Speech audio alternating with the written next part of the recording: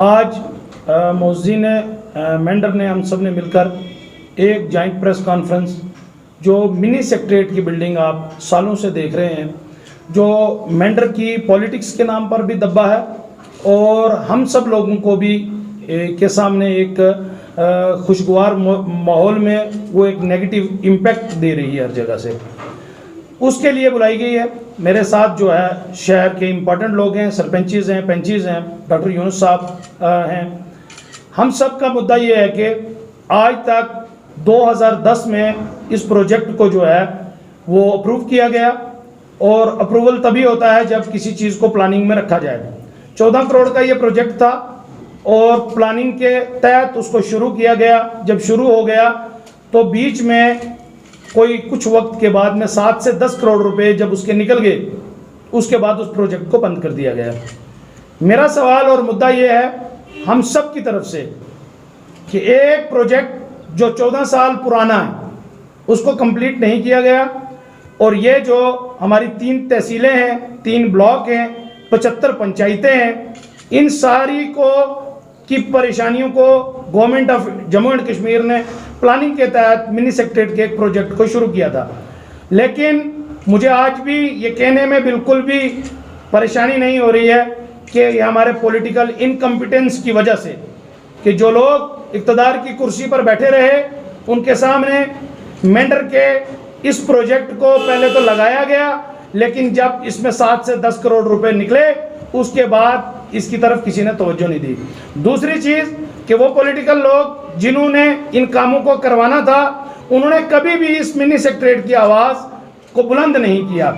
मैं ये पूछना चाह रहा हूँ कि एक प्रोजेक्ट जो वायबल था, जो government of Jammu and Kashmir ने चलाने के बाद में ऐसी क्या परेशानी आई, क्या दिक्कत आई कि उस प्रोजेक्ट को एक दब्बा बनाकर रख दिया गया। हमारे लोग बालाकोट से, भरुत्ती से,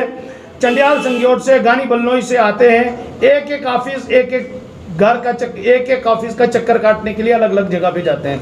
लेकिन एक मेन मुद्दा आज तक पॉलिटिकल इनकम्पिटेंस की वजह से बना रहा, जिसकी आवाज़ किसी ने बुलंद नहीं की। हम इस चीज़ में ये डिमांड करना चाहते हैं कि जो पैसा इस पे निकला है वो लोग, वो ऑफिसर्स जिन्होंने इस पैसे को विड्रॉ किया है और अगर पैसा निकला है तो बैलेंस अमाउंट उसमें आज तक क्यों नहीं आया जिससे काम रुका, उसका सवाल हम गवर्नमेंट से भी पूछना चाह रहे हैं और उन रिप्रेजेंटेटिव से पूछना चाह रहे हैं कि जिनके दौरे इक़्तिदार में ये काम शुरू हुआ और वो काम आज तक पूरा नहीं हुआ। दूसरा सवाल हमारा ये है कि अगर इस प्रोजेक्ट को पूरा करने के बाद जो अमाउंट उसमें ना आया तो उसका रीज़न क्या,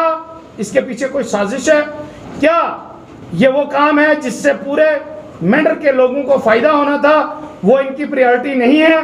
क्या, इनके मफाद प्रस्ती के जो काम है उन्हीं के बीच में इनका आवाज़ बुलंद करने का इनका काम है। तो मैं इस स्टेज से, इस प्रेस कॉन्फ्रेंस के वसीले से ये पूछना, वसादत से ये पूछना चाहता हूँ गवर्नमेंट से और ख़ासकर एलजी साहब से ये रिक्वेस्ट है मेरी कि इसके ऊपर में हम डिमांड करते हैं कि एक इंक्वायरी बिठाई जाए और जो पैसा सेंक्शन हुआ था वो कितना लगा और बाकी पैसा क्यों नहीं आया, और जो ऑफिसर्स और जो पॉलिटिकल लोग इसमें इन्वॉल्व हैं जिनकी वजह से ये प्रोजेक्ट आज तक रुका हुआ है, मेंढर की आवाम के लिए परेशानी बना हुआ है और हमारे नाम के ऊपर एक दब्बा है, इसलिए उन लोगों को अकाउंटेबल किया जाए, उन लोगों को सामने लाया जाए कि ये प्रोजेक्ट बनवाया गया, इतना पैसा जो है जम्मू कश्मीर की आवाम का और जम्मू कश्मीर की गवर्नमेंट का इसके ऊपर खर्च किया गया और उसका कोई मकसद आज तक पूरा नहीं हुआ। आज भी जो बिल्डिंग बनी हुई है उसको 15 साल हो गए, 15 साल से वो बिल्डिंग वहीं पड़ी हुई है। मुझे तब शर्म आती है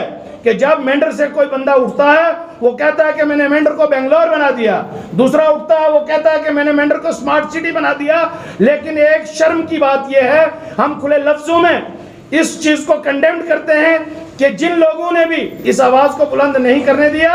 आज के बाद हमारा ये प्लेटफॉर्म इंशाअल्लाह हर जगह पर हर उस चीज़ को उजागर करेगा, हर उस चीज़ को आवाम के सामने लाएगा, हर